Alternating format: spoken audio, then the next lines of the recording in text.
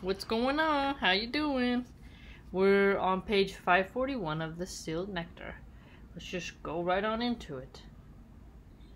Two of them embraced Islam, Yamin bin Amr and Abu Sa'ad bin Wahab, and so they retained their personal wealth.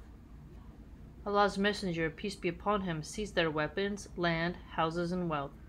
Among the other booty he managed to capture there were 50 suits of armor, 50 helmets, and 350 swords. And if anyone at all is complaining about that, there is no war where there's not some treasure seized, asset seized. So if anyone's outraged at that, you just need to read more history books. This booty was exclusively the Prophet's because no fighting was involved in capturing it. He divided the booty at his own discretion among the early emigrants and two poor helpers, Abu Dujana and Sahal bin Hunayf. Anyway, Allah's Messenger, peace be upon him, spent a portion of this wealth on his family to sustain their living the year around. The rest was expended to provide the Muslim army with equipment for further wars in the way of Allah. The invasion of Bani an-Nadir took place in Rabiul Awal 4 AH, i.e. in August 625 CE. Almost all the verses of Surah Al-Hashr, chapter 59, the gathering, describe the exile of the Jews and reveal the disgraceful manners of the hypocrites. The verses manifest the rules relevant to the booty. In this chapter, Allah the Almighty praises the immigrants and helpers. This chapter also shows the legality of cutting down and burning the enemy's land and trees for military purposes. In the Bhagavad Gita, Arjuna has a conversation with Krishna about legitimate war. And like I've said, sacking of a city, destruction, that's a common tactic. It's brutal, right? So if you're the one receiving it, but the Aztecs did the same thing as well. Cannot be regarded as phenomena of corruption so long that they are in the way of Allah. In this very chapter, Allah recommends the believers to be pious and prepare themselves for the world to come, and He ends it with a compliment to Himself and a clarification of His names and attributes. As this chapter concentrates on Bani an-Nadir and their expulsion, Ibn Abbas used to describe it as Surah an-Nadir, or the chapter of an-Nadir. This is a summary of what is reported by Ibn Ishaq and the most people of Sirah about this battle. But Abu Dawud, Abdur Razak, and others reported other circumstances surrounding the battle. That is, after the events of Badr, the disbelievers of the Quraysh sent a message to the Jews saying that since they were the people with the fortresses and armor, then they had better kill Muhammad, peace be upon him, or else they would do this and enslave the Jewish women. Whoa. That's crazy. The Quraysh wanted to put the Jews in? Whoa. After this message, the Jews of Banu Nadir gathered to conspire. They sent a message to the Prophet, peace be upon him, asking him to set out with 30 of his companions, and they in turn would set out with 30 of their rabbis. They would all meet at a set location and they would listen to what he had to say. Whoa, so they're going to have a talk. Half from this group and half from that. If they trusted him and believed in him, then all of their people would follow suit. Then the Prophet, peace be upon him, set out with 30 of his companions, and the Jews set out to meet him with 30 rabbis. But when the Jews reached a certain point, some of them said, "How can we finish him off while he has 30 men with him, all whom wish to die before he does?" So they sent a message saying, "How could we and you come to an understanding while we are a total of 60 men? Go with 3 of your companions and we will send 3 of our learned to listen to you. If these trust you, then all of us will trust you and believe in you." Oh, that's a little risky. Oh, that's a little risky. The Prophet, peace be upon him, went with 3 of his companions, but before they reached them, they learned that the Jews had concealed their daggers and were plotting on his life. So he returned. The next morning, the Prophet, peace be upon him, sent them a message and surrounded them. He told them that they would not be trusted without a treaty, but they refused to a treaty. Wow, look at that. If they can't put their deeds to the paper, then you got to be careful. So on that day he and the Muslims fought them. The next day he left Bani Nadir and sent a message to Bani Qurayza.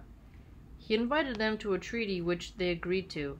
So he left them and returned to Bani Nadir the following morning and fought them until they agreed to leave.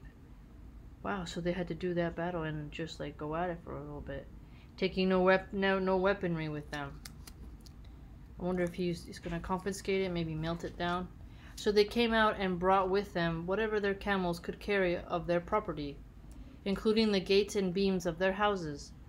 They left their houses and demolished them, carrying all that they could of the timbers. So these were the first to be banished to the lands of Greater Syria. Wow, look at that. People got banned to Syria. The second Battle of Badr. Oh, okay, there's the second one. I have to remember that. I thought it was just one. When the Muslims destroyed the power of the Arab desert tribes and guarded themselves against their evils, they started preparations to encounter their great enemy. A year elapsed since they fought the Quraysh at Uhud.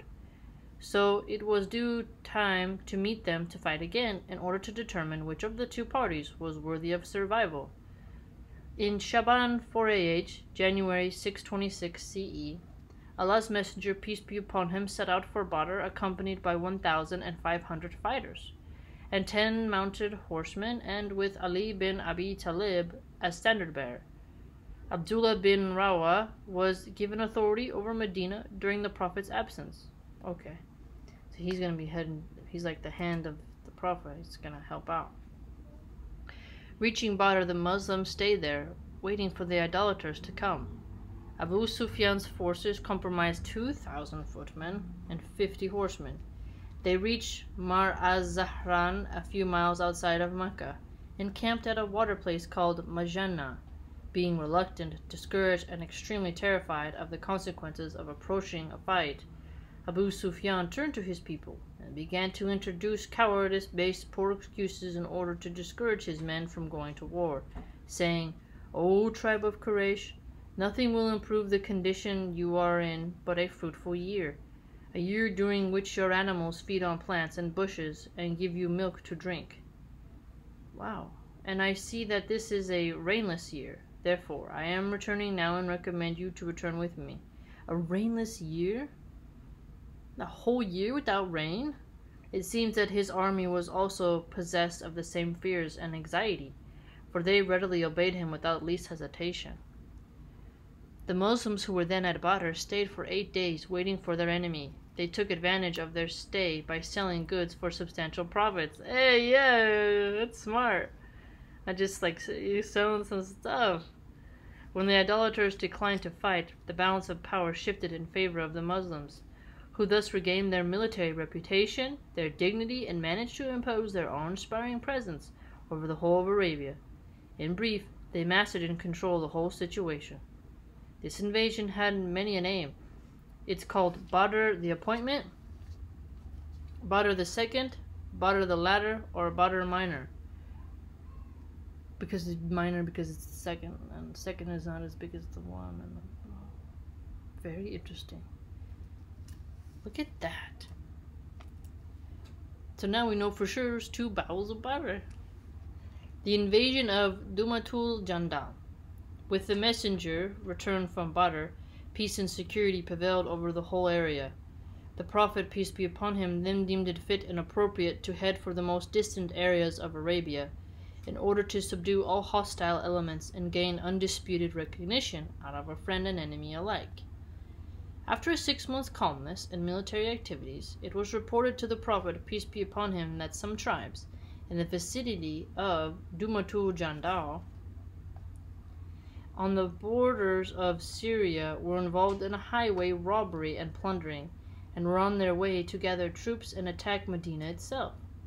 He immediately appointed Siba bin Arfatah al-Ghifari to administer the affairs of Medina during his absence, and set out at the head of 1,000 Muslims in late Rabiul Awal 5AH, taking with him a man named Madukur from Bani Udra as a guide. Wow, that's a cool name, Madukur. On their way to Dumatul Jandal, they used to march by night and by day. Whew. That's hard. So they might take the enemy by surprise. Hey, it sounds a lot like what Caesar did with his soldiers, remember? When they drew near the destination, the Muslims discovered that the highwaymen had moved to another place, so they captured their cattle and shepherds. The inhabitants of Dumatul Jandal had also fled in all directions for their lives and evacuated their locality.